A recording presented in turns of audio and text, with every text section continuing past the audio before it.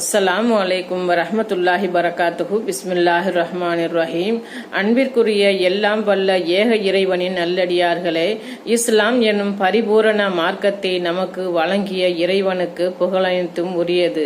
சாந்தியும் சமாதானமும் அல்லாஹ்வின் தூதர் ஸல்லல்லாஹு அலைஹி வஸல்லம் அவர்கள் மீதும் சஹாபாக்கள் மீதும் முஸ்லிம்கள் மீதும் குறிப்பாக நம் அனைவர் மீதும் என்றென்றும் நின்று நிலவட்டுமாக. ஆமீன். தன்மானம் பேணச் சொல்லும் இஸ்லாம். ஒவ்வொரு முஸ்லிமும் தன்னுடைய மானத்தையும் மரியாதையும் பாதுகாக்க வேண்டும். ஏனென்றால் தன்னுடைய மானத்தையும் மரியாதையும் இழந்து விடக்கூடாது. ஒருவர் மானத்தையும் மரியாதையும் இழக்க நேரிட்டால் சண்டையிடலாம். அந்த சண்டையில் அவர் கொல்லப்பட்டால் அவருக்கு ஷஹீதின் நன்மை கிடைக்கும் என்று இஸ்லாம் கூறுகிறது.